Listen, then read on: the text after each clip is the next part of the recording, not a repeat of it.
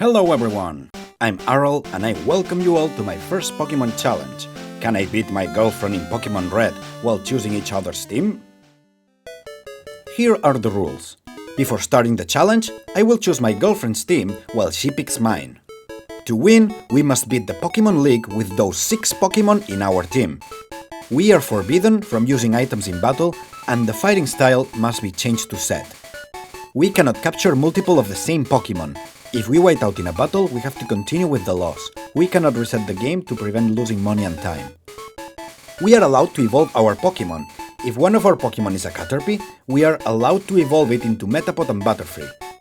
The team must be able to learn the mandatory HMs such as Cut, Strength and Surf for this region, so we cannot capture an HM slave unless it's one of the chosen Pokémon in our team.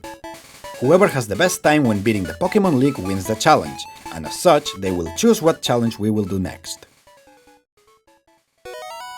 Since my girlfriend prefers remaining anonymous, I will refer to her as Ultimate Dragon, or Ulti for short.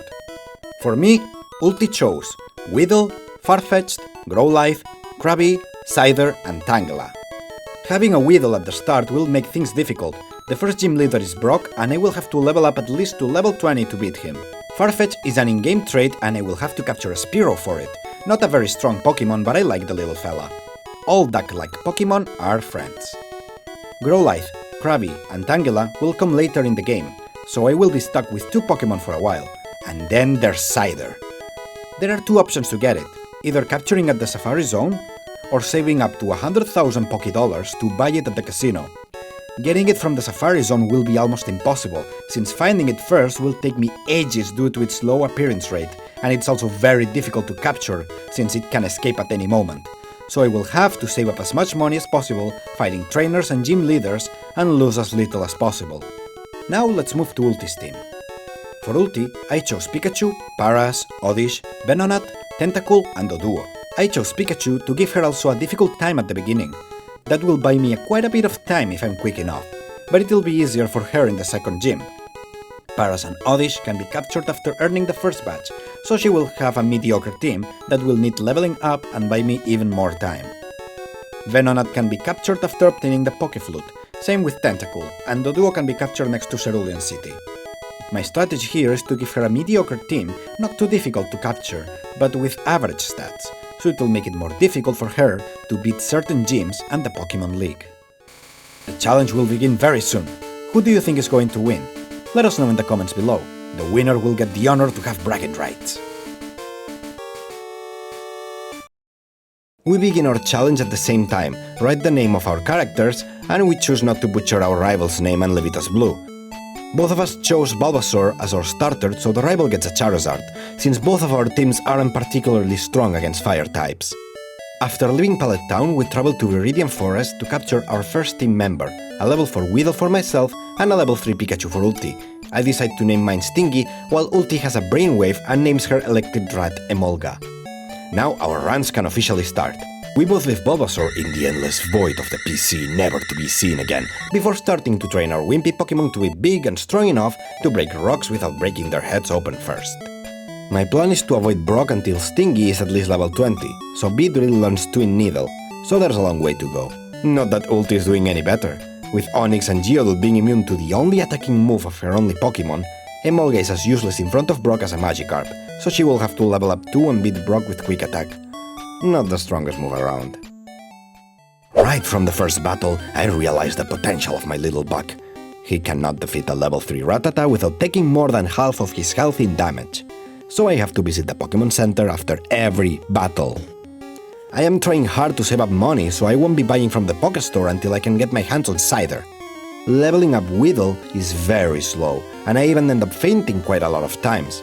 At level 7, Stingy evolves into Kakuna, and then I ask this question: do I lose money from fainting against wild Pokémon? Then, Ulti replies that yes, you lose money when you faint against any wild Pokémon or trainer. My heart falls to the ground. I open my wallet and see that I have way too little money. Since I already lost so much money, I test it by fainting, and fuck. All this time that I've been grinding, I lost a lot of battles, and what little money I started with is now lost, and I need 100,000 Pokédollars to get a Scyther. Fuck. At level 10, Sting evolves into Beedrill, and the grinding starts getting a lot easier from now on. After beating the first trainer, I realized that I have forgotten to remove animations and changing the battle mode to set all this time. Thank you, brain. At level 20, I decide to fight Brock, and needless to say, Twin Needle won the battle for me in record time. Ulti, on the other hand, was far less lucky in her attempts against Brock. As for me, Brock takes out Geodude and I throw my electrical rat on steroids at his literal rock with a hairdo. I do a quick attack and he retaliates with a defense curl. So I begin my ultimate strategy developed after long planning and forethought. I begin growling to lower his attack and receive less damage, and proceed to hit him with my only damaging move until the rock lights dead and Emolga has a concussion. There's no time to bring him into the hospital though, because Brock has already taken out his next Pokémon, Onix, another Pokémon immune to my electric moves. Of course, then I have to repeat my previous strategy, a quick attack to do some damage before he starts biting and then growl his attack into oblivion. I have to be careful to always growl while he uses bite and attack when I can. So of course my first attempt ends with Emolga running out of quick attacks and leaving me to helplessly watch as Onix gets a critical hit to ruthlessly murder my rat. I reach the Onix once again, and because I did not learn from my previous mistakes, I am faced with a single PP by the time Onix was nearing Pokémon Hell. Of course, getting a critical hit at this moment would be too clutch, so I leave the Onix with what must be 1 HP as I helplessly watch my Emolga go down again. I am nothing if not a stubborn gremlin with too much time on my hands, so I throw myself against Brock again. This time though, I managed to reach level 21 with my previous attempts, so I have more hope in my rat's chances to kill the Earth Gyarados. So obviously this time I get even further away from killing the Onix and I have to rethink my plan. Unfortunately, my plan is already perfect by sheer virtue of having no other options, so I ignore the restraining order Brock has on me and challenge his gym again. This time I get to the Onix with more HP and I am luckier with critical hits, meaning I got like 2 or something. Finally, after 4 tries and a hidden knife, Brock lies dead on the ground of his gym, next to his equally dead Pokémon.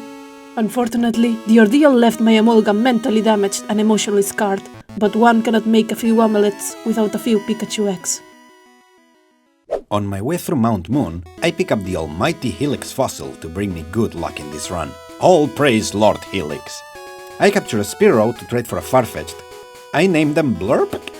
I was going for Blurp, but my fingers slipped, and since I will be using it only for trading, I couldn't care less about its name. Its new owner will have to deal with it. And since we cannot use it in battle, he goes to PC jail with Bulbasaur. Since I only have one Pokémon in my team, Stingy was quite overleveled, and fighting my rival was a breeze. For some reason, his Charmander would only growl at me, and even if he used Ember, I think I would have survived it. Fighting Misty was easier than I expected. I didn't even give her a turn. For some reason, I thought her Starmie was at a higher level, so again, I was overprepared for this fight. After the fight, I check my wallet, and I only have 14,000 Pokédollars. Farming money in this game is a chore. The trainers give way too little money, and I am not that far from Salamon City. I defeat all the trainers in Route 3 and head to Mount Moon, ready to search high and low for a Paras. So, of course, my very first encounter, barely 5 steps into the mountain, is a Paras. After grinding in Birian Forest until level 20, of course the first time Emolga gets poisoned is in a cave by some random trainer. I switch train my newly caught Shroomish in the cave, fighting against trainers and wild Pokémon alike. A hiker with a Geodude and an Onix sends Emolga into a traumatic flashback, and I must send Shroomish as the light leaves Emolga's eyes. After a battle with some nerd, I decide to turn away from our guiding light, our Lord and Savior, and embrace the adversary, the Dark Lord Kabuto, for no other reason that I am an unrepentant heathen, and if anything, the enriched comments will aid in the YouTube algorithm. I reach Cerulean City after what felt like an eternity, and proceed to rob one of the citizens of their rare candy before going to the gym to get rid of the only figure of authority that could have put a stop to my wave of crime. The gym was a breeze, which is why both Emolga and Shroomish were left with only 4 HP each to spare. Rival fight. Pidgeotto gets roasted by Emolga's stab super effective Thunder Shock that of course doesn't one-hit KO. Abra is taught from early on to fear the destructive power of Shroomish. It's a valid tactic. In the future, once we've beaten the fight out of the Alakazam, he will freeze up at the mere sight of Shroomish and suffer a mental breakdown. just like the Emolga does at the sight of a Geodude followed by an Onix. Rattata goes down to Shroomish, but it has been left with grievous injuries by the time Charmander comes out, so Emolga has to come out to clean up. I proceed to leave a trail of corpses on the bridge, and reach Bill's house after all the Oddish run away from my blood-soaked form. Bill gives me a ticket for a cruise in exchange of sparing his life. Offering accepted. Dark Lord Kabuto is pleased. I continue with my trail of destruction towards an already destroyed home. To assert my dominance, I beat up the perpetrator and steal the TM the man stole for myself, taking credit for his crime and leaving the man to his fate with the police hot on his trail. I finally find and catch an Oddish and name it Petalil. Finally, I arrive to Vermilion City, and the first thing I do is take Blurp out from his cell and trade it for our next Pokémon, a Farfetch'd named Dux. Right now it's level 10, and that's quite bad. I can't always rely on my Beedrill, so I decide to level him up. Since he's a traded Pokémon, he gains more experience from any battle. The problem is that he's very underleveled, and I have to either switch to Stingy mid-battle or defeat them with a sliver of health, making me go to the Pokémon Center after every encounter. Now, this trainer here, I knew it had a Butterfree, and since it's a bug type, I thought Dux could have a chance against it, so I made the mistake to fight it. Dux goes out first and pegs the Butterfree, but then I realize my mistake. It does very little damage due to the level difference, and Butterfree hits us hard with confusion, so I decide to switch to my good old Stingy to finish it off. Then Butterfree puts us to sleep. This is really bad. Stingy doesn't wake up for 4 turns, and on his 5th turn finally wakes up, but gets killed in cold blood by that monster. I try using Sand Attack with Dux to make them miss confusion. They paralyze Dux and ends up killing it, making me lose half my money. After a training montage, I have both my Pokémon at level 30. It's time to beat our rival in the SSN and get the HM cut. And guess what? I over-prepared for this! The highest level on his team is 20, and Dux basically destroyed everyone. I taught him cut, and now I move on to beat Lieutenant Surge in the 3rd gym. Lieutenant Surge was underwhelming. I once again over-prepared for this fight. All it took was Stingy to defeat it, and now my journey takes me to Rock Tunnel. Meanwhile, I got a bicycle coupon I will forget about and boarded the cruise for a vacation I will not take. So, I engage in my favorite activity, search and destroy every single person in this ship. Among the helpless crowd of victims is my rival, who challenges me to a fight to give time to the passengers to flee. Emolga once again shows their inability to one-shot the Pidgeotto and has to be swapped out so Petalil can finish the job, while Emolga hyperventilates inside its Pokeball. Petalil puts the Raticate that comes after to sleep, and I totally did not misclick and sleep powder it again. But of course Raticate wakes up in the same turn, so my not mistake turns into a 1000 IQ play that leaves the lesser rat sedated and ready for operation. After Petalil literally sucks the life out of the lesser rat, Kadabra comes out and hits Petalil for massive damage. But the sleep powder hits, and Kadabra is left defenseless as Shroomish comes out, turning Kadabra's pleasant dreams into nightmares. Shroomish begins to suck the life out of Kadabra with Leech Life as they wake up screaming and with a cold sweat, but it's too late, and Kadabra is helpless as he watches on in horror as Shroomish feeds on their prone form. Charmeleon comes out and nails a super effective Ember on Shroomish as he begins to dig, leaving them with a sliver. Fortunately, Shroomish was able to dig their way out of trouble and defeat the rival's last Pokémon. The rival runs away to the Pokémon Center, but there is no healing the mental trauma his Kadabra will carry for the rest of his life. I get caught and teach it to Shroomish before being kicked out of the ship as it sails as far away as it can before I can change my mind and finish the job. Lieutenant Surge's puzzle proves too much for me and my bloodthirsty Pokémon, because all of us together only have like 1003 IQ. And 999 of them are only activated by accident. I will just mention that my IQ is at least 2, so I will leave you to wonder who was the poor sub that got left with 0 IQ. Gym time. I lead with Petalil and he sends out Voltorb. He misses his attack and Petalil is able to put him to sleep. That allows me to switch to Shroomish so that I can use Dig safely for a one-shot.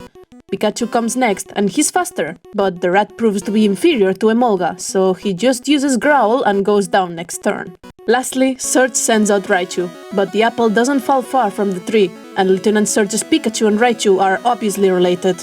Like sister-daughter-wife kind of related. So Raichu only growls menacingly. Raichu must not have been as inbred as Pikachu, so he tanks 3 hits from Dig before going down, putting an end to Lieutenant Surge's incestuous rat breeding facility. On my way to Rock Tunnel, I noticed that Dux is behaving strangely. He uses attacks I didn't choose or just lazes around, and then it clicks. Dux is a traded Pokémon, and we're above the level cap until we get our next batch, which is 2 towns away. So I'm back to only 1 Pokémon. I should have seen this coming. Your evil mastermind. Rock Tunnel was a nightmare. I had to navigate through it with a map because I didn't want to get the HM Flash. On top of that, Dux wouldn't listen to me, so I could only rely on Stingy against a lot of Rock-type Pokémon. And I had no potions to heal Stingy, so I had to backtrack to the Pokémon Center while being attacked by wild Pokémon every 2 steps. After going back and forth to heal Stingy, I make my way out of Rock Tunnel. So long, Death Trap.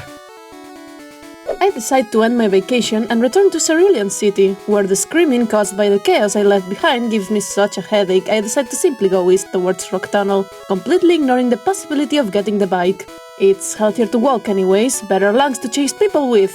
While terrorizing the trainers around the route, Shroomies evolves into Breloom, but I don't feel like acknowledging its character development, so he will stay as Shroomies for the rest of his life. The Dark Cave is, much to my surprise, very dark. I decide not to get flashed simply because Professor Oak informed me it was a very useful TM and he would send one of his aides to give it to me. But I take my health very seriously and I don't want anyone's aides, especially some old coots. Petilil evolved at some point, but the mutation was barely a blip in the sea of consciousness in my mind. Petilil was, unfortunately, like that child you only remember you have when the rest of your children lay dead on the ground. But by that time it's already shaped up to be a disappointment and you can only sigh and work with what God has decided to give you. My time spent in Rock Tunnel is one of the few times I will remember I even have another grass type, despite the fact Shroomies won't learn a single grass type move during the course of its whole existence.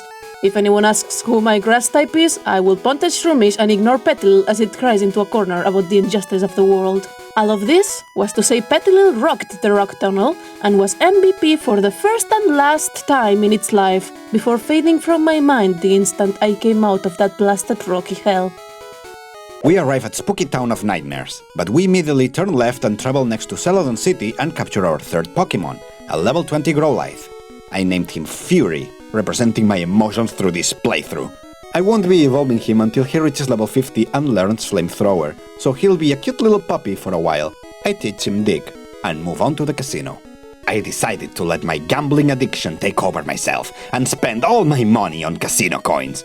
Alright, I'm joking. I bought them in case I were to lose another battle. That way, I don't lose a significant amount of money, and I'll still keep the casino coins to get cider. But I won't play the slot machines, not at all.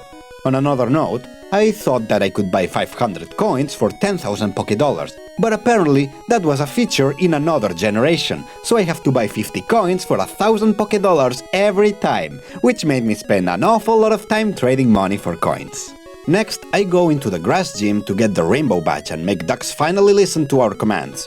Meanwhile, I decided to level up Fury, but it seems like he's a bit of a weakling even against grass types. So I have to switch him for Stingy a lot to get half the experience points. Before fighting Erica, I remember that I need to get the HM Fly and then I teach it to Dux. This will save us time going back to towns we've already visited. Time to fight Erica. She sends out Victreebel and I send my personal murder machine, killing Victreebel in 1 hit. Then she sends out a Tangela, rubbing it in my face because I cannot capture a Tangela just yet, so I do the reasonable thing of unaliving the spaghetti monster. I spent some time fighting trainers we left behind to level up Fury. We will be needing him in the future, so I need to make sure he's strong enough. Now it's time to face Giovanni, and I'm very confident that it'll be an easy battle, knowing that Stingy is above level 40. First he sends out Onyx, and Fury ends him in a couple of digs. Rhyhorn is next, and we crit him with a dig. Kangaskhan comes next, and Fury gets taken down with 2 crit Comet punches. I send out Dux to take care of Kangaskhan, setting up a Swords Dance first and then using a couple of flies to finish it off. Kangaskhan does some decent damage on Dux, but our little Dux stays alive and finishes it off. We then get the Sylph Scope, and now we'll be able to go to the Pokémon Tower and get our hands on the Pokéflute. I spent some time selling crap to get enough money for the cider, and I finally get it. I name him Scar and welcome him to my team. but I'm not really in the mood to level him up, so he'll be in my team as cannon fodder. Thank you for your contribution to the team, Scar. I arrived at Lavender Town and treated it with the same disregard I hold for my own Pokémon, so I passed it by and went straight to Celadon. I go straight for the supermarket and climb the stairs all the way up to buy me some drinks, which I then proceed to pour down a little girl's throat until she gives me some TMs she had saved up. I also buy a Pokédoll to get Mimic at a later time, but that's a problem for future me.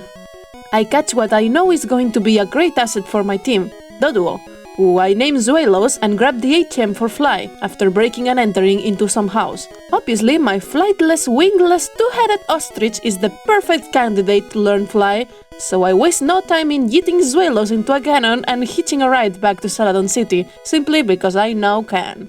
The acquisition of Zuelos and the mental acknowledgement that I was contractually obligated to change its nickname once it evolved made me remember my evolved Petilil, so I flew to Lavender Town to finally acknowledge its progress as a member of this team. I could have taken the time to change Emolga's name into lowercase letters, but that rat is so useless I can perfectly imagine myself exasperately yelling out its name every time it's mentioned. So I left it like that, starter privileges. Once that was done, I promptly proceeded to forget about Lilligant and flew back to Celadon, where I trained Zuelos on the gym's trainers, with the goal of making him strong enough to train against the Rocket Grunts and the Rocket Hideout, so I could then use Zuelos against Erika, which would mean my Zuelos was strong enough to clear the Rocket Hideout. With Lift Key in my hands and in between trips to Erika's gym to keep their fear of me strong, I proceeded to hunt down and kill every single grunt in their hideout, to use their blood for a sacred ritual to make my Zuelos grow yet another head. Unfortunately, the blood was weak, and despite using the elevator to cut off their escape points and leave no survivors, Zuelos needed a stronger blood donor, the jewel of the crown, if you will. And I have the perfect volunteer waiting for me.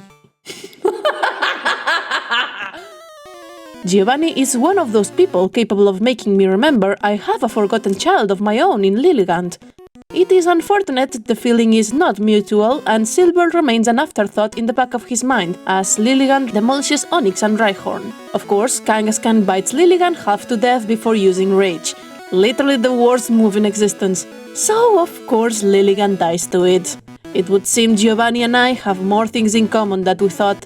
Both our children are disappointments, which is why I decide to bring out my currently favorite child and make Zuelos tear Kangaskhan's heart out, feed it to one head, and feed the monster's newly orphaned child to the other head, allowing it to learn Drill Peck.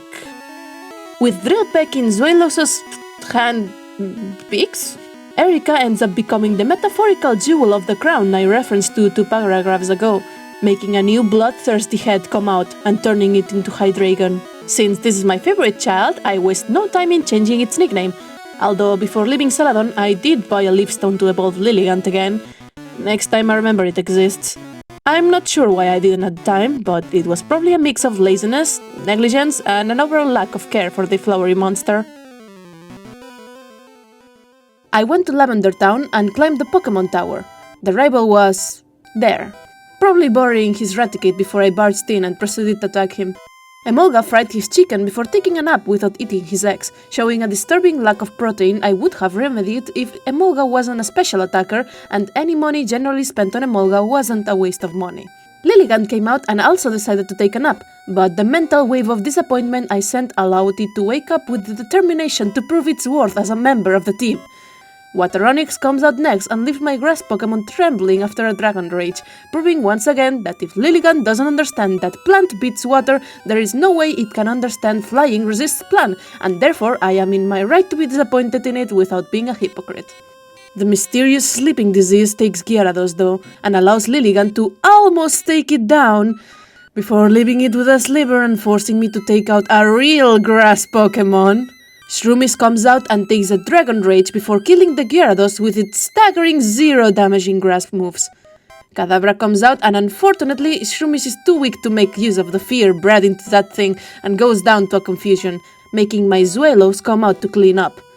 I haven't changed the name yet. I know I said I did, but I think I may have forgotten or was waiting for the stars to align and the moon to rise. Charmander and Kadabra both fell under the power of Drill Peck, and I finally remembered I was supposed to change Hydreigon's name 2 paragraphs ago. After beating up someone's mother, I kidnapped Mr. Fuji and refused to release him until he gives me a way to kill the Snorlax slipping in my way towards my next encounter. With the flute in hand, I make my way south to where I can get the only rod that matters, the Super Rod. I proceed to fish the first thing brave enough to catch my bait and name it Jellicent. I know I should have named it Freelish, or Jellicent with an I, but I was hungry at the time and Tentacool is already perfect as it is, so I wrote Jellicent in the adoption papers and never acknowledged my mistake. I grabbed the bike for no reason, then all the cool kids have one and I didn't want to be left out. It's not about using it, it's about having it. As I made my way to Fuchsia City, I caught a Venonat and named it Spupa. This is not relevant to the run in any way, shape or form. The thing was useless, and I was more preoccupied training Jellicent, who could actually grow up to be an upstanding member of society than some fuss-covered mothball. In the Pokémon Tower, I encounter my rival once more and I beat the lights out of his team. Pidgeotto goes down easily, and so does Execute.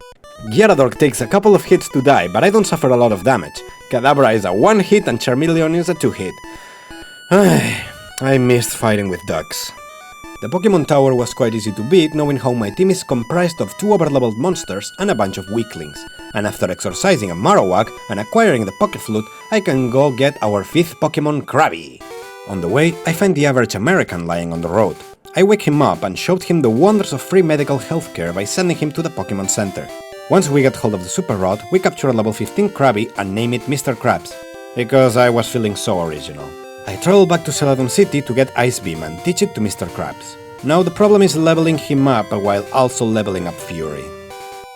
Once I made it to Fuchsia, I went to the Safari Zone to get some gold to pay off my Pokémon's tuition fees, also getting the HM for Surf while I was there. The warden was quite confused why his teeth were no longer made of gold, but now that he had teeth to complain with, he knew better than to confront me about it, lest I break them with my newly acquired move Strength, which none of my Pokémon can learn. I had been under the impression Shroomish would be able to learn Strength, but I found that Shroomish had been learning pointers from Lilligant on how to become a grass Pokémon and became a disappointment. I corrected its mistaken impression that he wasn't the only grass Pokémon in my team and proceeded to train up Jellicent without further ado. In the recess of my mind, I was certain Jellicent would not let me down and would be perfectly capable of moving big boulders with its multiple noodle arms once it evolved. Of course that didn't happen, but the silver lining is that Jellicent was now a perfectly capable member of my team, a favorite right alongside Hydreigon. So I fucked up with Ulti's team. Apparently my little brain also thought Tentacruel could learn Strength, which it doesn't, and after checking I saw none of her Pokémon could learn it, thus breaking one of the rules. I told her we could swap whichever Pokémon she wanted and I would give her a Pokémon that could learn Strength. She saw through me though, seeing that I was trying to give her a good Pokémon like Lapras or Hitmonlee, and she wouldn't approve unless I gave her something annoying or not that great. So I chose Hitmonchan instead. Easy to get, and not very useful as he is a physical attacker and his elemental punches are all special attacks. In exchange, Venonat, who had been the most recent addition to the team, would be swapped out.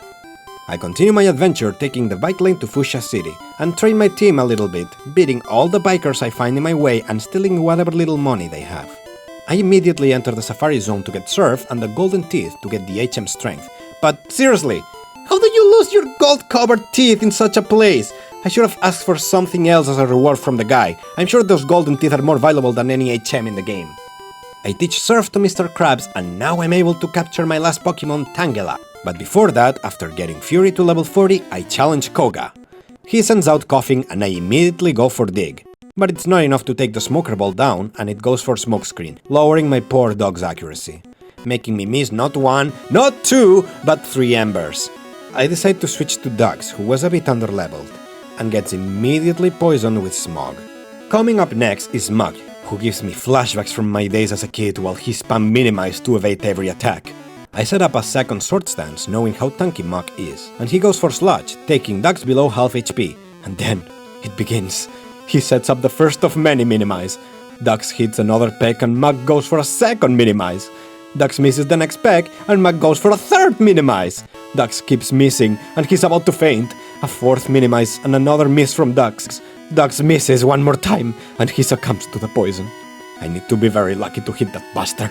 I send out Stingy and try to take it out with twin needles, but not only am I missing, but he maximizes his minimize stacks. And even then, he keeps trying to use minimize on me. I can't hit him!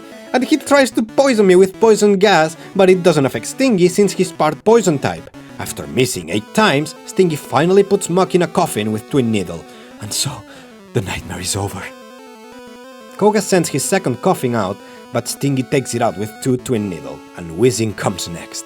This Pokémon is also very tanky, and twin needle does less than half his HP, and the bastard goes and self-destructs himself! But lucky for me, Stingy survived with 12 HP, and we win our 5th medal and the right to use Surf out of battle. We also get the TM for Toxic, which will come in handy later. So, I was informed my new and last Pokémon would be Hitmonchan, which I would make my hole in the ace, my ultimate weapon, my last gambit. By which I mean I would keep it in the back of the party while it watches everybody else actually pull this team forward while it does nothing. Wanting to replace the empty space left by Spupa as fast as I could, I changed all my plans and went straight for Saffron and the Fighting Dojo, where Hydreigon proceeded to drill peck the hell out of everyone there, stealing the Hitmonchan and running for the hills before anyone could think to stop me. Of course, having stolen the Pokémon, I had to go change its nickname so that nobody could ever recognize it. I named it Medicham with the certainty that it was completely indistinguishable from its original name.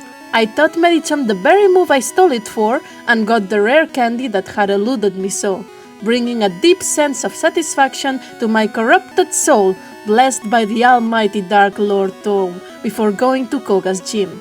This would have been so much easier with Spupa, but I don't talk about Deadmons, and as far as I remember, Spupa never existed. He was just one of those things people grow out of, like imaginary friends, Santa Claus, and push-up bras.